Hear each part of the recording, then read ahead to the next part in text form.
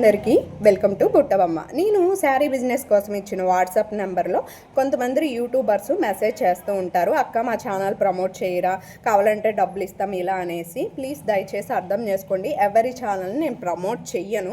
మీకు ఏమైనా డౌట్స్ ఉన్నా యూట్యూబ్లోనే ఉంటాయి. టెక్ ఛానల్ వాళ్ళు పెట్టే అంత డీటెయిల్గా నేను వాళ్ళ నుంచి నేర్చుకొని వచ్చిందాన్నే కాబట్టి చెప్తున్నాను అనమాట. సో మీకు ఒకవేళ ఏమైనా డౌట్ అలాంటిది ఉంటే కనుక మెసేజ్ చేయండి, ఈ టెక్ ఛానల్ ఇలా చూడండి అని నేను చెప్తాను. అంతే తప్ప నేను ఎవ్వరి ఛానల్ ప్రమోట్ చేయను. ఒకరిది చేసి ఒకరు చేయకపోతే ఖచ్చితంగా ఫీల్ ఉంటుందండి. నా వైపు నుంచి ఆలోచిస్తేనే నా పెయిన్ కూడా మీకు అర్థమవుతుంది. సెకండ్ వన్ బిజినెస్ గురించి నిజం చెప్తున్నా, నేను ఒక్క చోట నుంచి కలెక్షన్ తెప్పించను.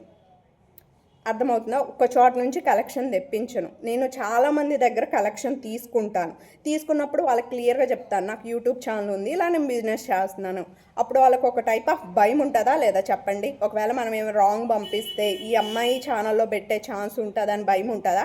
సో అలాంటప్పుడు నేను ఆ పర్సన్ని మీకు రికమెండ్ చేశాను అనుకోండి, కరెక్ట్గా మీకు ఇది కాలేదు, కలెక్షన్ ఏదో తేడా కొట్టింది అనుకోండి, ఎవరిని అనుకుంటారు? పార్వతక్కనే. అవునా కదా? నిజంగా నా వైపు నుంచి మీరు ఆలోచించండి. ప్రతి ఒక్కరికి ప్రతి టైంలో భయం అంటూ ఉంటుంది. సో నాకు ఈ భయాలతోనే నేను ఎవరికి షేర్ చేసుకోను.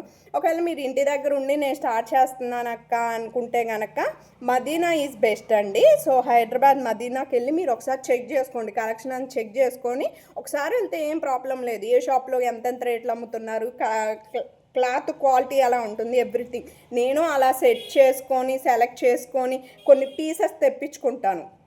ఇప్పుడు లాంగ్ అయినా కానీ కొన్ని పీసెస్ నేను 1-2 పీసెస్ తెప్పించుకొని వాటి క్వాలిటీ చెక్ చేసుకున్నాకే నేను బల్క్లో ఆర్డర్ పెట్టుకుంటాను. సో ఇంత తతంగా ఉంటుంది. I hope you understand. Thank you so much.